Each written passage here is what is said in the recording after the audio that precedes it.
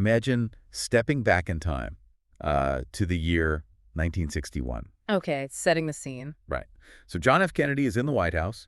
The space race is just kicking into high gear.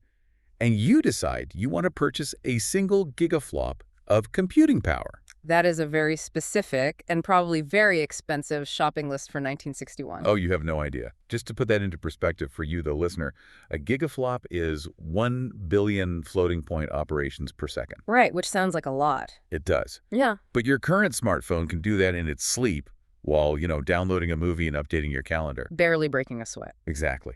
But if you wanted to buy that exact same amount of raw calculating ability in 1961, it would have cost you roughly $18 billion. Wow. $18 billion. That is just, it forces you to completely reevaluate what technological progress actually looks like. For what is effectively pocket change today. Right, because the human brain is hardwired to understand linear progression, Like buying groceries. Exactly. You buy a gallon of milk, maybe it goes up a few cents over a year or two. We expect incremental change. But with computational power, we're dealing with a half-century of exponential collapse in price. Like collapse. A deflationary curve so steep it almost looks like a mistake on a graph. Which brings up this massive contradiction that we are going to tear apart today. Let's hear it. Because it's comforting to think of tech progress as just getting a little cheaper, a little faster every year. But despite the fact that raw computing power is practically free compared to that 1961 baseline. Right, compared to the 18 billion. Yeah, exactly. Despite that, the global tech industry is currently spending trillions with a T on new infrastructure. It's a massive paradox. It really is. So yeah. We are pulling from a phenomenal June 2026 blog post by Paramendra Kumar Bhagat titled Netizen, The Price of Compute. It's a great piece, incredibly dense. Super dense. It's a deeply researched look at historical data, the absolute chaos of the hardware market, and these wild projections stretching out to 2035. Yeah, he really covers a lot of ground. So our mission for this deep dive is to unpack the invisible infrastructure of what Bhagat calls the impending age of abundance. I like that phrase, the age of abundance. Right. By the time we are done today, you're going to understand why the true price of compute is no longer about the silicon wafer itself. Not all. It's about global supply chains, international energy grids, and the literal laws of thermodynamics keeping it all from melting down. Yeah, the transition Bhagat outlines is fascinating because it basically moves intelligence from a software problem to a heavy industry problem. Oh, that's a great way to put it. Heavy industry. Exactly. We are shifting from a reality where artificial intelligence was bottlenecked by, clever code, to a reality where it is bottlenecked by the pouring of concrete. Concrete laying high voltage lines. Right. And the manufacturing of industrial coolants. It's physical now. So to really grasp the scale of this trillion-dollar boom happening outside your window right now, we have to look backward first. You need the context. Yeah, we need to look at the massive deflationary trend that ignited this current explosion in AI. Well, the historical data presented in the text illustrates this relentless march downward in cost. Moore's Law, basically. Yes. But the source distinguishes Moore's Law, which is just the idea that transistors on a chip double every 2 years, from something far more important for our purposes. Which is? The price performance of compute. Specifically for AI workloads. Okay, break that down for me. So between 2006 and 2021, the amount of general GPU processing power, the SLOPS, that you could purchase for a single dollar doubled roughly every 2.5 years. So every 30 months, the purchasing power of your dollar in the compute market just doubled. Exactly. And for specialized hardware, it was even faster. Like what kind of hardware? Machine learning specific GPUs. The architecture is designed from the ground up purely for AI tasks.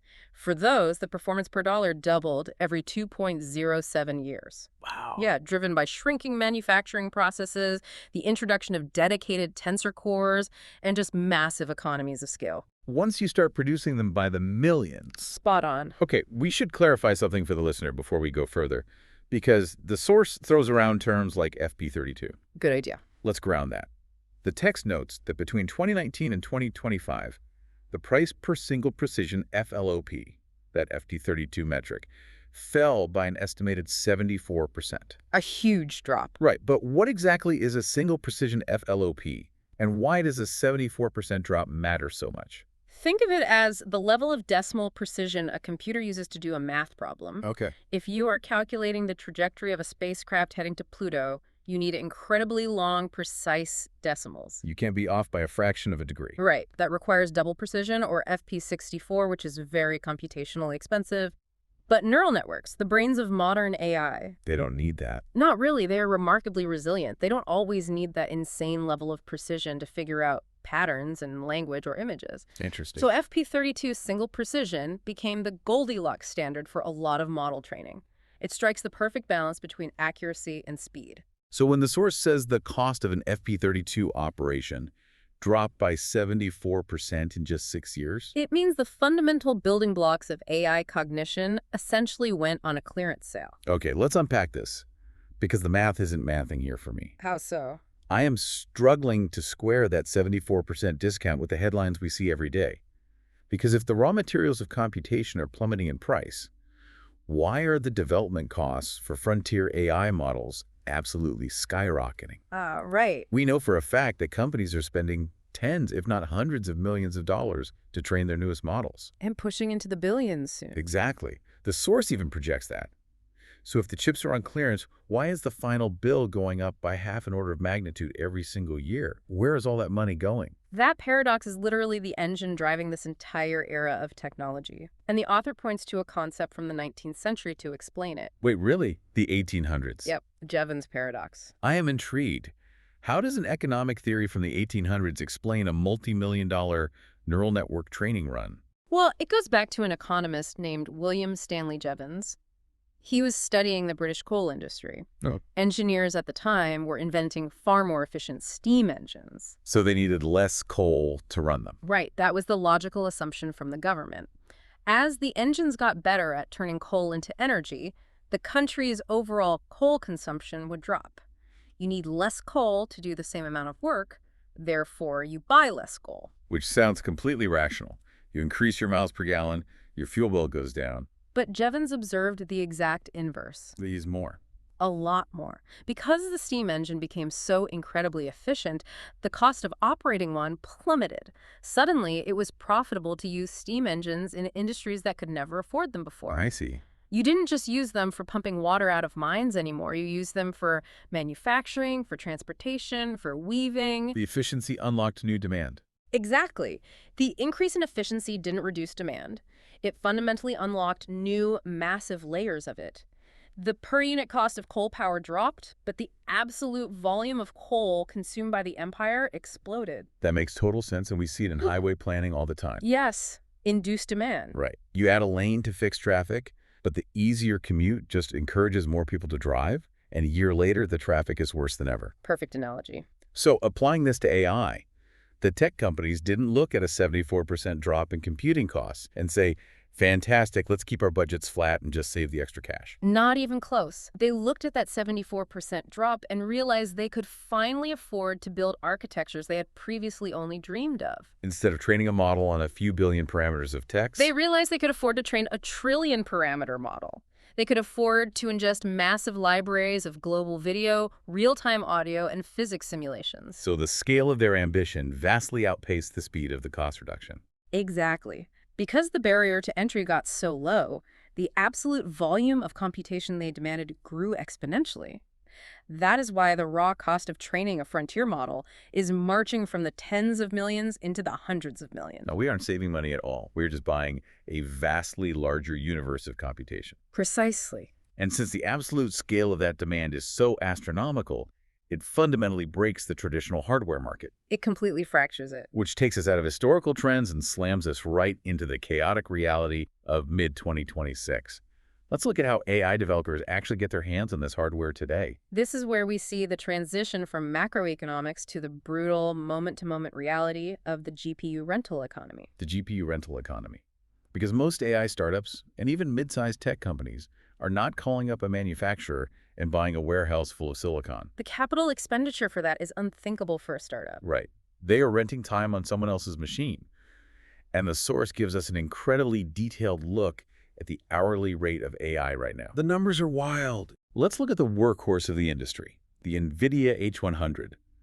The hourly rental rate for a single H100 ranges wildly from 47 cents an hour to almost $15 an hour. depending entirely on who you rent it from and when. That spread is staggering. It is. If you are an AI developer needing a cluster of, say, 10,000 of these GPUs for a 3-month training run, the difference between 47 cents and $14.90 an hour is not a rounding error. No. It is the difference between your company existing and your company going bankrupt. And it is even more volatile when you look at the newer architectures like the Blackwell B200s. Oh, absolutely. The source notes that developers are paying a massive premium for those, starting around $3 an hour, but easily commanding well over $6 an hour just for access to the latest generation. Just to be at the front of the line. My question is why? If a B200 chip is the same physical object, whether I rent it from Amazon or a small specialty provider, why am I facing such wild, unpredictable pricing? This doesn't look like a stable commodity market. Because it isn't a fluid commodity market. It is a market strangled by deep physical supply bottlenecks. Okay, walk me through that. You have to look at the entire chain of custody to understand why an hour of compute costs what it does. First, you have the design monopoly. NVIDIA. Right. NVIDIA controls a massive share of the AI ecosystem, not just because of the hardware, but because of their software platform, CUDA. Which developers are locked into. Exactly. They are the gatekeepers of the architecture. But they don't actually build the physical chips themselves. And that is the second, even more severe bottleneck.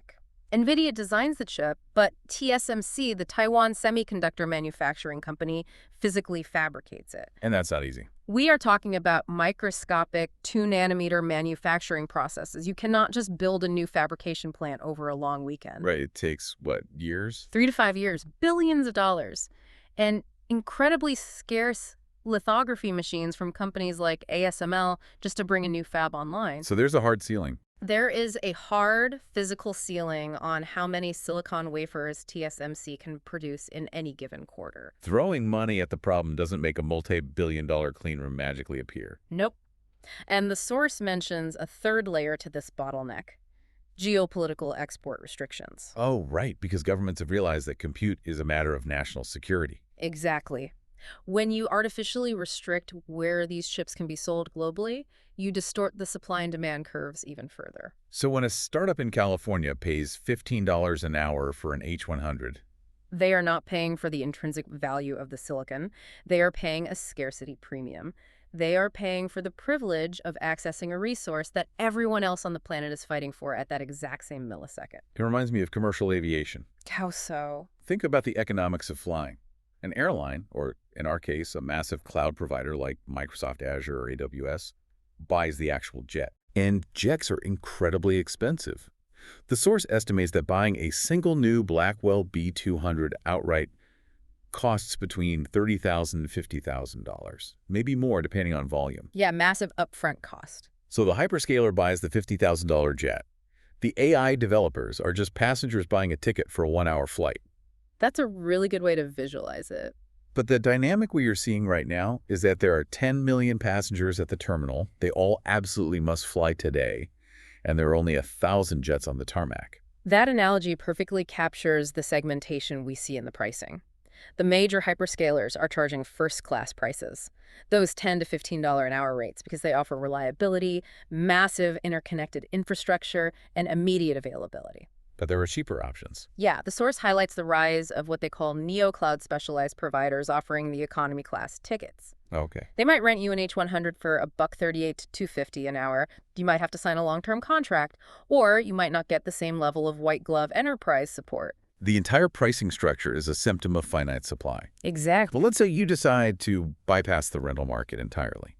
Let's say you have incredible venture capital backing, and you go out and buy thousands of those $50,000 B200 chips. Okay, assuming you can even get them. Right. But say you do. You still have a massive problem because you can't just plug them into the wall in a commercial office space. Definitely not. The cost of the chip is a rounding error compared to the cost of giving that chip a home. And this is where the source material gets truly breathtaking. The infrastructure piece. Yes. We're moving from the cost of the silicon to the trillion-dollar tsunami of concrete, steel, and power infrastructure.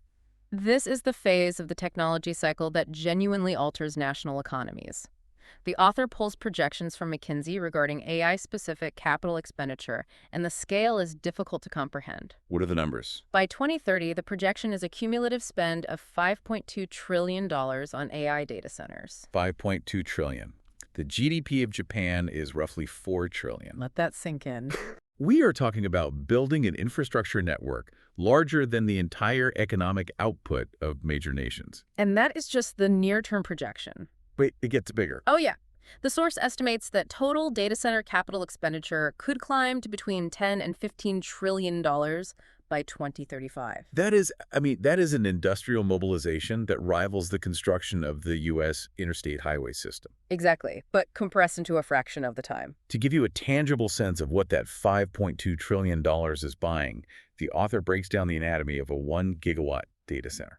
And we should pause on that term. A 1 gigawatt facility? Yeah, because that is not a nondescript warehouse in an industrial park.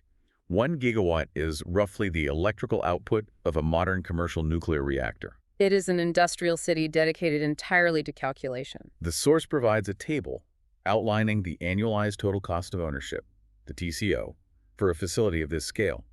The total cost to run it for a single year is roughly $8.5 billion. Breaking down that $8.5 billion figure is crucial because it reveals exactly how the price of compute is shifting away from the hardware. Okay, let's break it down. The servers themselves, the racks populated by those expensive GPUs we just discussed, account for about 60% of that cost. So $5 billion is spent just acquiring the IT hardware. That part I can wrap my head around. You are buying hundreds of thousands of premium chips. Right. But consider the remaining $3.5 billion.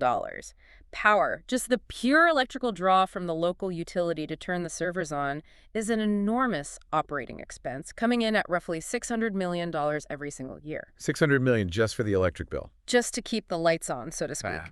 The remaining 20 to 30% covers the physical construction of the facility, the land acquisition, the high-voltage networking gear, and the massive cooling infrastructure required to keep it all stable. You are spending over $3 billion on real estate, utility bills, and industrial plumbing just to give the silicon a place to operate. It's astounding. I have to play the skeptic here. When I look at an $8.5 billion annual price tag for a single facility, I genuinely do not understand how the economics don't collapse. It's the multi-trillion-dollar question. How can the AI industry possibly generate enough immediate revenue to justify this? Is everyone just operating under the assumption that these models will eventually print money? You are identifying the most critical vulnerability in the entire system, the ROI, imperative return on investment. The author makes a point to emphasize this heavily. Very heavily. The assumption underpinning these multi-trillion-dollar projections is that AI will unlock profound, measurable productivity gains across the global economy. So they are betting that AI will automate legal work, discover new pharmaceutical drugs in days instead of decades, optimize global shipping routes, write enterprise software. Correct. The capital expenditure is a bet that AI becomes the foundational layer of all future economic activity. But what if it doesn't? Well, if those gains are slower to materialize than expected, if a trillion-parameter model writes great poetry but struggles to integrate into a legacy banking database securely, that ROI fails. And if consumers and corporations balk at paying $50 or $100 a month for AI subscription services, then the revenue stream won't support the infrastructure. If that happens, this $5.2 trillion build-out doesn't look like the highway system. It looks like a massive speculative financial crater. it feels like the ultimate build it and they will come scenario, but with global economic stability on the line. It's a huge gamble. And the pressure isn't just financial. Even if you had the $8.5 billion sitting in a bank account ready to go, you can't spend it if the physical world won't let you build. Right, the real-world constraints. Which brings us to the most visceral constraint the source covers, the insatiable hunger for electricity. The money might be infinite, but the power grid is not. The transition from digital ambition to physical reality hits a brick wall at the local electrical substation. We've talked about the billions of dollars, but the source grounds this beautifully by bringing it down to the micro scale. Let's look at a single action taken by a single user. Yeah, this comparison stuck with me too. Think about your daily routine. Right? When you do a traditional web search, you type a recipe into a search engine and get a list of links. That action consumes about 0.3 watt-hours of electricity. 0.3 watt-hours. It is infinitesimally small. Right. But when you switch to a generative AI query, when you ask a model to synthesize a market report, generate an image, or debug your code, the energy consumption spikes. By how much? The source notes a generative query uses between 0.24 and 2.9 watt-hours. At the upper end of that range, you are looking at nearly 10 times the energy consumption of a traditional search. Exactly. Now, in isolation, 2.9 watt-hours is nothing. You couldn't run a standard LED light bulb for 20 minutes on that. True. But you have to multiply that tenfold increase by billions of internet users performing dozens of queries every single day relentlessly. The aggregation of that microscale consumption creates a macroscale crisis for utilities. Let's hear the big numbers. The source data shows that in 2024, global data centers consumed approximately 415 terawatt-hours of electricity. To contextualize that, 415 terawatt-hours represented roughly 1.5% of total global electricity consumption. Which is an astonishing footprint for a sector that largely deals in invisible digital products. And that was before the true acceleration began. Exactly. The projections for 2030 show that 415 terawatt-hours, more than doubling to roughly 945 terawatt-hours. So by 2030, At that point, the data center industry alone will command around 3% of the entire planet's electrical output. They will be consuming more power than many major industrialized nations. the truly terrifying part is that this demand isn't smoothly distributed across the grid. You don't just spread 945 terawatt-hours evenly across the globe. No, it is hyper-concentrated. In very specific geographic hubs. The source points out that in the United States, AI data centers could consume between 6.7% and 12% of the entire national electricity grid by 2028. That's just wild. We are looking at a future where potentially 1/10 of all the power generated in America is routed directly into server farms. The regional implications of that concentration are severe. Like where? If you look at massive data center hubs, Northern Virginia is a prime example, or the region around Dublin in Ireland, the sudden introduction of gigawatt-scale demand violently disrupts the local energy economy. The text mentioned pricing spikes, right? Yeah, the source cites instances where wholesale electricity prices have spiked by up to 267% in certain U.S. areas. I want to pause on that number. A 267% spike in wholesale power. It's massive. If you are a manufacturing plant, or even just a residential neighborhood located on the same grid as one of these AI hubs, you are competing against the deepest pockets on Earth for the same electrons. And you will lose. That inevitably translates to massive rate hikes for everyone else. If we connect this to the bigger picture, the causality here redefines how tech companies have to operate. How so? Well, for 40 years, the price of compute was dictated by Moore's law and software engineers. Today, the price of compute is fundamentally the price of energy. Oh, wow. It does not matter if a hardware company designs a revolutionary chip that is 1,000 times faster and costs a single dollar. If you can't plug it in. Exactly. If you cannot secure a permit from the local utility commission, or if the regional transmission lines literally cannot carry the amperage required to turn your facility on without browning out the neighboring county, your compute capacity is zero. So what is the solution? They can't just mandate the wind to blow harder or the sun to shine brighter on solar arrays. That is why you are seeing massive tech conglomerates becoming energy companies. Wait, really? Yes. The delays in permitting traditional transmission lines are forcing them to look at alternative dedicated power sources. Like building their own power plants. Exactly. The source explicitly mentions the shift towards securing new natural gas plants, investing heavily in utility-scale renewables, and profoundly, the pursuit of nuclear power. Nuclear power for data centers. Specifically, small modular reactors, or SMRs. The hyperscalers are realizing that the only way to guarantee a gigawatt of power in 2030 is to build their own nuclear reactor next door to the servers. It is a stunning pivot.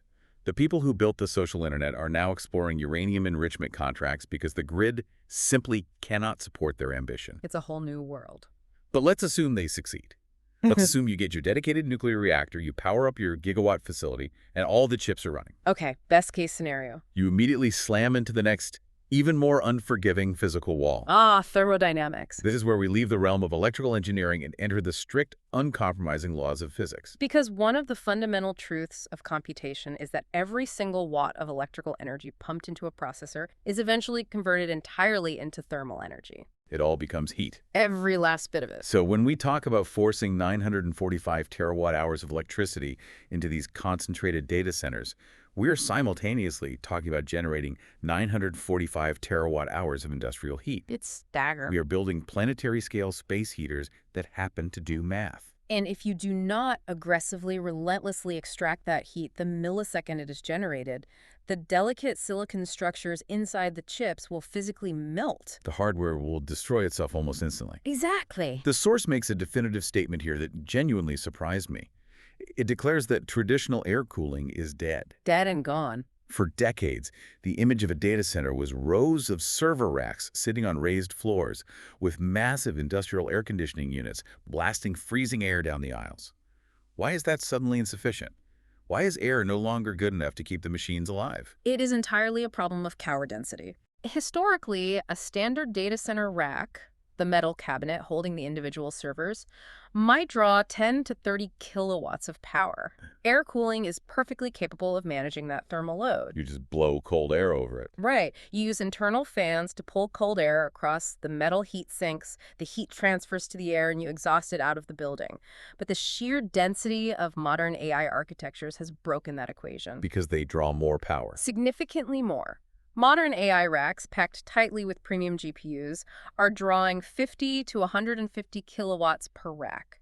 Some next-generation designs are projecting significantly higher. You are packing 5 to 10 times more heat generation into the exact same physical footprint. And the fundamental problem is that air is a terrible conductor of heat. Physically, it is an insulator. Right. If you attempt to cool a 150 kilowatt rack using only air, you cannot just lower the temperature. You have to exponentially increase the volume and velocity of the air moving through the system. So you just turn the fans up. You would have to spin the server fans so fast and blow so much air down the aisles that the facility would essentially become a violently loud, catastrophically inefficient wind tunnel. Oh, wow. The energy required just to spin the fans would consume up to 40% of the total power of the building.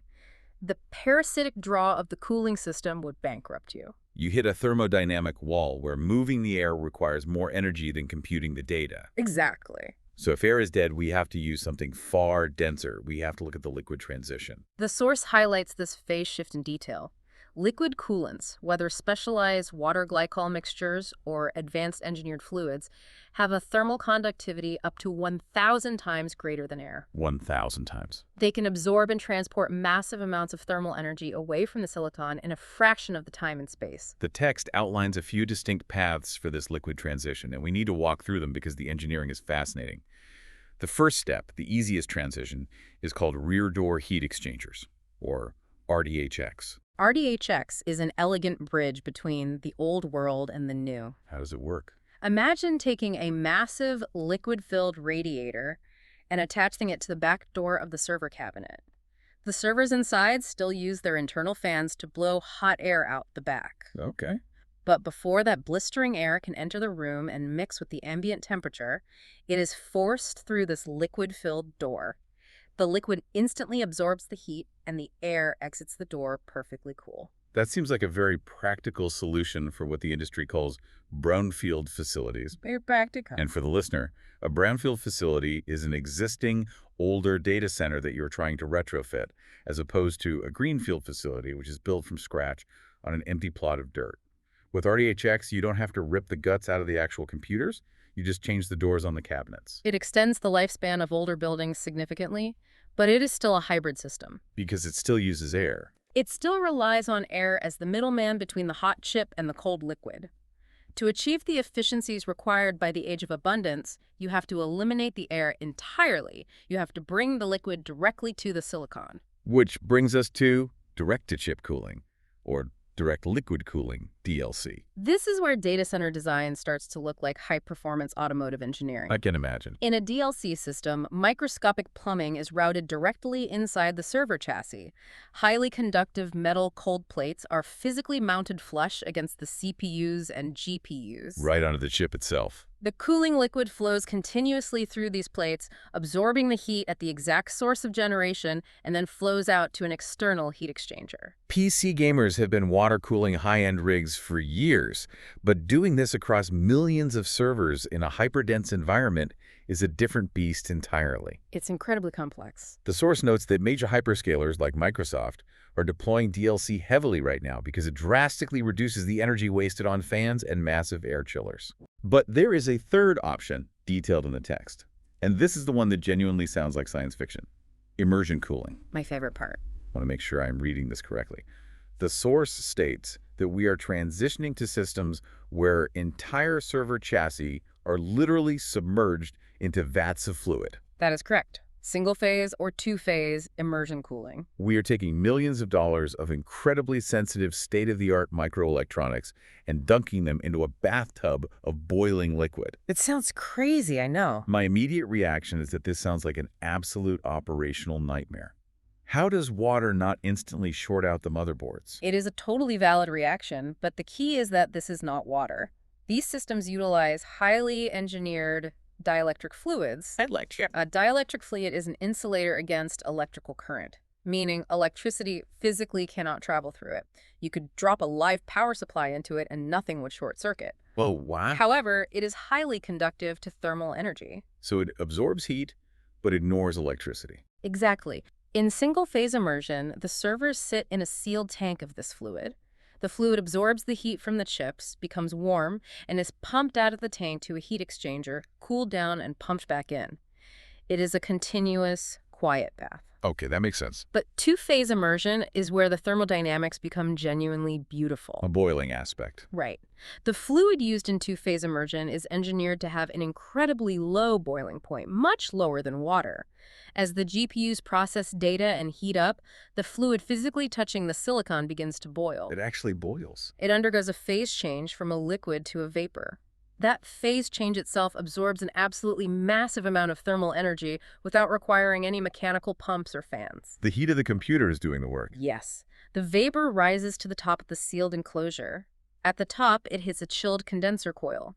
The vapor cools, undergoes another phase change back into a liquid, and literally rains back down into the bath. That is wild. It is an entirely enclosed, self-sustaining microclimate, an artificial rainstorm powered by artificial intelligence. That is incredible. But what about the maintenance?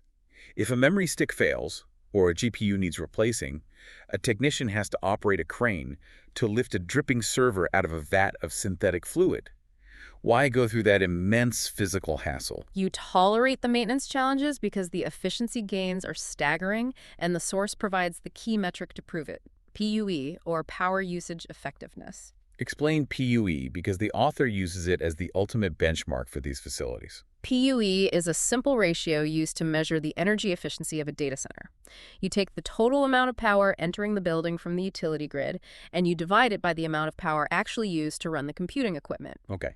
In a perfect, physically impossible universe where zero energy is lost to friction or heat, your PUE would be 1.0. Every electron goes toward doing math. 0 electrons go toward cooling. Right. Now, the global average for traditional air-cooled facilities sits around 1.5. What does that mean in practice? That means for every 1 watt of power you use to run the servers, you are pulling an additional ½ watt from the grid just to run the massive fans and air conditioning systems. It is a 50% overhead tax just to manage the heat. And how do the liquid systems compare? Direct-to-chip liquid systems can pull that PUE down into the 1.1 to 1.3 range, which represents massive operational savings across a gigawatt facility. And immersion. The source notes that immersion setups can achieve a PUE of around 1.03. Oh my goodness. The overhead tax drops from 50% down to 3%. It is as close to perfect thermodynamic efficiency as engineering currently allows. And what I find fascinating is that human engineers aren't the only ones solving this problem. What do you mean? The text highlights a profound feedback loop. Google DeepMind took historical sensor data from their own data center cooling systems, the temperatures, pump speeds, fan velocities, and trained an AI model on it. Oh, I remember this. The AI learned the thermal dynamics of the building and began dynamically adjusting the cooling infrastructure in real time. It managed to cut the energy consumed by the cooling system by 40%. It is the ultimate recursion. The intelligence generated by the machines is being utilized to optimize the physical survival environment of the machines themselves. We have covered a massive amount of ground here. We started with the sheer financial gravity of that 74% cost collapse. Seems like a lifetime ago. Right. We unpacked how the Jevons paradox weaponized that efficiency into a demand for $100 million training runs. We dissected the geopolitical and physical bottlenecks of the GPU rental economy The staggering $5.2 trillion infrastructure projections, the voracious strain on national power grids, and finally, the reality of boiling electronics in dielectric fluid. It's a lot to take in. It is. If you synthesize all of these competing forces, the infinite demand for intelligence versus the finite limits of concrete, electricity, and heat, what does the landscape of the 2030s actually look like? Well, the author maps out 3 potential trajectories based on how these variables interact. These trajectories represent the spectrum of possible futures for the entire global economy, not just the tech sector. Absolutely. The first is what Pagat calls the base case. Walk us through the mechanics of the base case. How does the industry find an equilibrium? The base case assumes steady, manageable growth. The massive efficiency gains we just spent time dissecting, the transition to liquid cooling, the rollout of highly customized energy-efficient silicon, the AI-optimized data centers, these innovations arrive just in time to successfully offset the ballooning infrastructure costs. Okay, so it works out. Mostly. The historical trend holds true. The raw price of a FLOP continues to drop. However, the total cost of ownership for these gigawatt facilities rises moderately. The industry avoids catastrophic power shortages through careful planning and incremental grid upgrades. A smooth, if expensive, glide path. It is a world where AI continues to advance, but the economics remain recognizable and sustainable. But then the author outlines the accelerated case. This feels like the scenario that venture capitalists are currently banking on. The accelerated case is the hyper-adoption scenario. This is a world where the AI models deliver on every single promise. Utopia, basically. They fundamentally reorganize the labor market, cure diseases, and generate trillions in undeniable economic value. Because the ROI is so overwhelmingly positive, corporate investment explodes. So they just keep spending. This is the timeline that blows past the $5.2 trillion estimate, pushing capital expenditure toward $10 trillion or more. But the physical limits don't vanish just because you have more money. Exactly. The demand is so insatiable that the supply bottlenecks become permanent fixtures of the economy. TSMC literally cannot build foundries fast enough. The power grid cannot sustain the draw. So what happens to the market? Because supply remains perpetually constrained against infinite demand, the rental prices for premium compute, those first-class airline tickets, stay astronomically high for years. The barrier to entry to build a frontier model remains the exclusive domain of nation-states and a handful of megacorporations. And that leads to the final and most sobering trajectory, the constrained case. If the accelerated case is the boom, this is the bust. The constrained case happens if we slam into the physical or economic walls at full speed. Like we've climbed to walls. Perhaps the regional power grids simply snap and governments enact strict moratoriums on new data center construction. Or, more dangerously, the ROI crisis we discussed earlier becomes reality. Ah, right. The models are impressive, but they don't replace human labor or generate the trillions in revenue required to support $8.5 billion annual operating costs. The build it and they will come strategy fails because nobody shows up. The fallout from that is severe. If the revenue fails to materialize, the capital expenditure evaporates almost overnight. Companies stop building gigawatt facilities. But wait, all the chips. Right. The hardware manufacturers have already spent years scaling up their supply chains to meet projected demand. Suddenly you have a massive oversupply of premium chips sitting in warehouses. The price would crash. In this scenario, the price of compute crashes violently, but not because of a brilliant technological breakthrough. It crashes because the bubble burst and demand vanished. It is a precarious high-wire act for the entire global economy. But regardless of which specific trajectory we end up on, the author concludes with a fundamental realization about how we measure value in this new era. This raises an important question, right? Because historically, progress was judged by a single, simple metric: raw speed. How many FLOPS can your chip perform? But the text makes it explicitly clear that speed is no longer the ultimate arbiter of success. Speed is merely a baseline requirement now. As we have seen, the limiting factors of the age of abundance are capital and thermodynamics. Therefore, the entities that will dominate the 2030s are the ones who optimize a compound equation. It is no longer just about FLOPS. The new gold standard, as explicitly defined by the source, is FOOPS, per dollar per watt. That three-part equation perfectly encapsulates the entire deep dive. FLOPS represents the raw intelligence, the cognitive capability of the system. And per dollar? Per dollar represents the capital efficiency. Can you navigate the geopolitical bottlenecks, the TSMC supply constraints, and the immense construction costs without bankrupting your organization? And finally, per watt. And per watt represents the physical reality of the planet. Can you integrate with strained electrical grids and manage the brutal thermodynamics of high-density cooling? If you can maximize the intelligence while relentlessly minimizing both the financial burn rate and the thermal footprint, you own the future. FLOPS per dollar per watt is the defining economic equation of the next decade. It's a complete paradigm shift. It forces you to look at the devices around you differently. We started this exploration marveling at an $18 billion price tag for a gigaflop in 1961. We've come a long way. We unpacked how a 74% discount in modern silicon paradoxically triggered an insatiable Jevons-fueled demand for larger, more expensive architectures. We navigated the volatile, deeply constrained GPU rental market, where scarcity dictates the speed of innovation. The scarcity premium. Right. We stare down a staggering, multi-trillion-dollar projection for concrete and steel, realizing that the new price of compute is actually the price of national energy generation, demanding hundreds of terawatt-hours of power. And finally, we confronted the sheer physics of this endeavor, discovering that the heat of human ambition is literally forcing us to abandon air and boil our computers in synthetic liquid just to keep them alive. The narrative arc here is really the physicalization of the digital realm. The cloud is a marketing term. The reality is concrete, steel, high-voltage transformers, and complex fluid dynamics. And that leads to a final, provocative thought that I want to leave you with. It's an idea that the source only touches on briefly, at the very edge of the projections, but it has the potential to render everything we just talked about entirely obsolete. Oh, this is the really wild stuff. We have spent this entire time exploring the extreme, violent limits of forcing silicon chips to calculate using electricity.